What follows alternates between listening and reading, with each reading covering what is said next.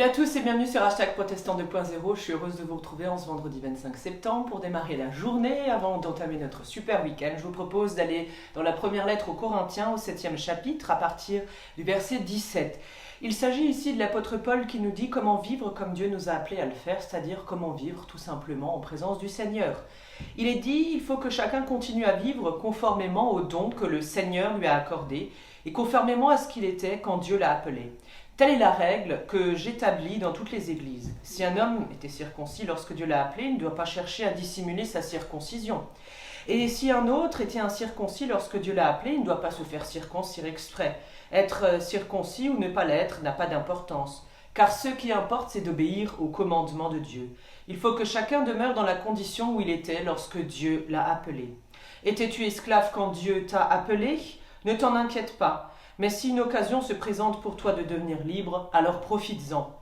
Car l'esclave qui a été appelé par le Seigneur est un homme libéré qui dépend du Seigneur. De même, l'homme libre qui a été appelé par le Christ, justement, est son esclave. Dieu vous a acquis, il a payé le prix pour cela. Ne devenez donc pas esclaves des hommes. Oui, frère, il faut que chacun demeure devant Dieu dans la condition où il était lorsqu'il a été appelé. Ainsi donc, il est ici question de graines de changement. L'apôtre Paul, on peut le dire avec ce qu'il nous dit, est déconcertant. Car on pourrait croire qu'il cautionne l'esclavage en disant cela. Mais l'état dans lequel chacun d'entre nous se trouve au moment de sa conversion, on va dire, de tourner son regard vers Dieu et d'y accorder de l'importance, est une chose importante.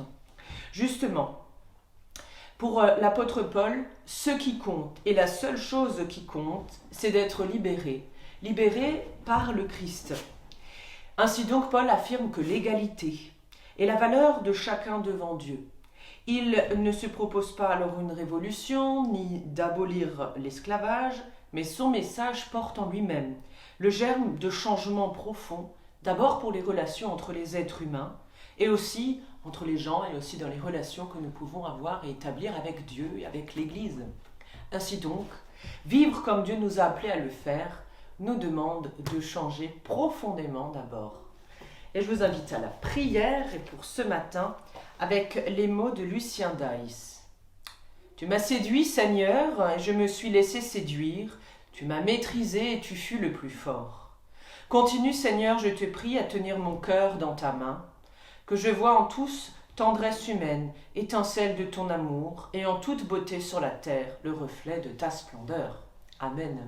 En vous souhaitant un très bon début de week-end, dans la grâce de notre Seigneur, et je vous donne rendez-vous demain matin pour la prière du petit-déj, bien sûr, et dimanche pour un temps de célébration.